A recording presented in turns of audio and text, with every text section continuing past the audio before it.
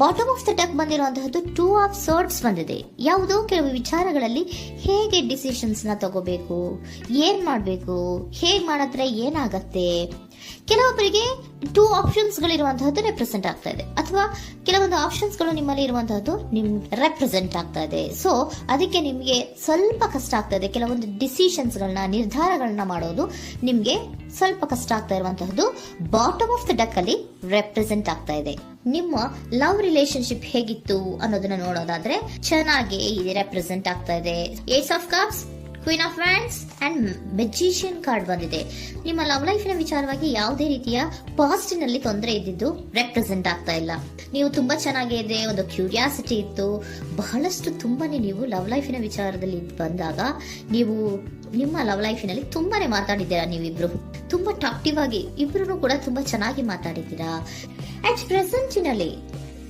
ಪ್ರೆಸೆಂಟಿನಲ್ಲೂ ಕೂಡ ನಿಮ್ಮ ಲವ್ ಲೈಫಿನ ವಿಚಾರದಲ್ಲಿ ಯಾವುದೇ ರೀತಿಯ ತೊಂದರೆಗಳು ಕೂಡ ಇಲ್ಲೇನು ರೆಪ್ರೆಸೆಂಟ್ ಆಗ್ತಾ ಇಲ್ಲ. The empress card, the emperor and page of swords ಬಂದಿದೆ. ನಿಮ್ಮ ಲವ್ ಲೈಫಿನ ವಿಚಾರದಲ್ಲಿ ಒಂದು ರಾಜ ರಾಣಿ ತರ ರೆಪ್ರೆಸೆಂಟ್ ಆಗ್ತಾ ಇದೆ. ಇಂಪ್ರೆಸ್ ರೆಪ್ರೆಸೆಂಟ್ ಮಾಡೋದೇನೋ ಕ್ವೀನ್ ಅನ್ನ ರೆಪ್ರೆಸೆಂಟ್ ಮಾಡುತ್ತೆ, ಎಂಪರರ್ ರೆಪ್ರೆಸೆಂಟ್ ಮಾಡೋದೇನೋ ಕಿಂಗ್ ಅನ್ನ ರೆಪ್ರೆಸೆಂಟ್ ಮಾಡುತ್ತೆ. ಒಂದು ರಾಜ ರಾಣಿ ಅನ್ನೋ ತರ, ಒಂದು ಮೇಡ್ ಫಾರ್ ಈಚ್ ಅದರ್ ಅನ್ನೋ ತರ ನಿಮ್ಮ ರಿಲೇಶನ್ಶಿಪ್ ಇರುವಂತಹದ್ದು ಅಟ್ ಪ್ರೆಸೆಂಟಿನಲ್ಲೂ ಕೂಡ ಪ್ರೆಸೆಂಟ್ ಆಗ್ತಾ ಇದೆ.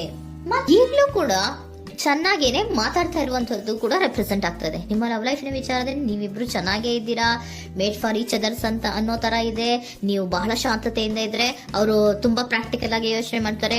ನೀವು ಒಂದಕ್ಕೊಬ್ರಿಗೂ ಹೊಂದಾಣಿಕೆ ಅನ್ನೋದು ತುಂಬಾ ಚೆನ್ನಾಗಿದೆ, ಯಾವುದೇ ರೀತಿ ತೊಂದರೆ ಇಲ್ಲ. ಈಗಲೂ ಕೂಡ ನೀವು ಅವಾಗ್ಲೂ ಹಿಂದೆನೂ ಮಾತಾಡ್ತಾ ಇದ್ರಿ, ಈಗಲೂ ಕ್ಯೂರಿಯಾಸಿಟಿಯಿಂದ, ಬಹಳ ಇಂಥ್ಯೂಸಿಯಾಸಮ್ ಇಂದ ಈಗಲೂ ಕೂಡ ನೀವು ಚೆನ್ನಾಗೇನೆ ಮಾತಾಡ್ತಾ ಇರುವಂತಹದ್ದು ರೆಪ್ರೆಸೆಂಟ್ ಆಗ್ತಾ ಇದೆ.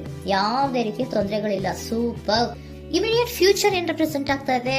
Immediate future the hierophant card, 9 of wands and star card represent ಆಗ್ತಾ ಇದೆ.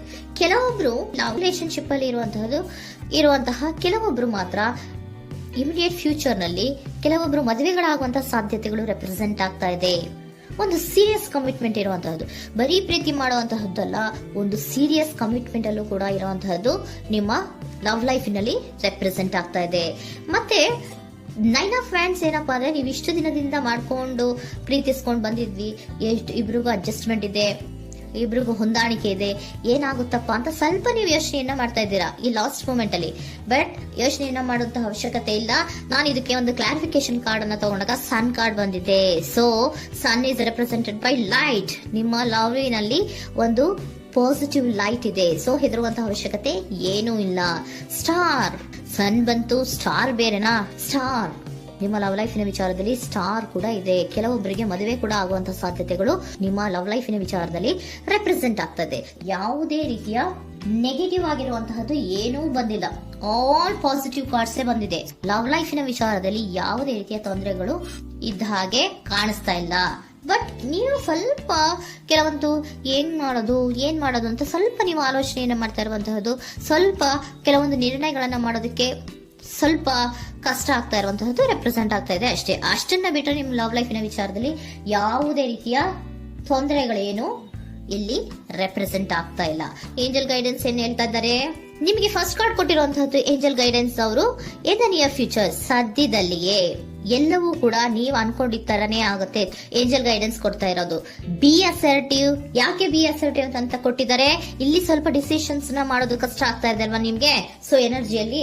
ಸೊ ಅದಕ್ಕೆ ಹೇಳ್ತಾ ಇದ್ದಾರೆ ದೃಢವಾಗಿರು, ಆತ್ಮವಿಶ್ವಾಸದಿಂದ ಇರು, ಯಾವುದಕ್ಕೂ ನೀವು ಹೆದರ್ಕೋಬೇಡ ಅಂತ ಹೇಳ್ತಾ ಇದ್ದಾರೆ. ಪೀಸ್ಫುಲ್ ರೆಸಲ್ಯೂಷನ್, ಎಲ್ಲವೂ ಕೂಡ ಶಾಂತಿಯುತವಾಗಿಯೇ ಮುಗಿಯುತ್ತೆ, ನೀನೇನಕ್ಕೂ ಯೋಚನೆಯನ್ನ ಮಾಡಬೇಡ. ಮೆಡಿಟೇಷನ್ ಬ್ರಿಂಗ್ ಆನ್ಸರ್, ಮೆಡಿಟೇಷನ್ ಇಂದ ನಿಮ್ಗೆ ಆನ್ಸರ್ ಗಳಿರುತ್ತೆ. ಸ್ವಲ್ಪ ಕೂಲ್ ಆಗಿರಿ, ಸಮಾಧಾನವಾಗಿರಿ. ಲವ್ ಲೈಫಿನಲ್ಲಿ ಯಾವುದೇ ರೀತಿಯ ಹಿಂದೆಯೂ ಇರಲಿಲ್ಲ, ಈಗಲೂ ಇಲ್ಲ, ಮುಂದೆಯೂ ಕೂಡ ನಿಮ್ಗೆ ಯಾವುದೇ ರೀತಿಯ ತೊಂದರೆಗಳು ರೆಪ್ರೆಸೆಂಟ್ ಆಗಿಲ್ಲ. ಖುಷಿಯಿಂದ ಇರಿ. ಕೆಲವೊಬ್ಬರಿಗೆ ಮ್ಯಾರೇಜ್ ಅನ್ನು ಕೂಡ ಇಲ್ಲಿ ರೆಪ್ರೆಸೆಂಟ್ ಮಾಡ್ತಾ ಇದೆ, ಮತ್ತೆ ಕೆಲವೊಬ್ಬರಿಗೆ ಸೀರಿಯಸ್ ಕಮಿಟ್ಮೆಂಟ್ ಸಿಗುವಂತಹ ಸಾಧ್ಯತೆಗಳು ರೆಪ್ರೆಸೆಂಟ್ ಆಗ್ತಾ ಇದೆ.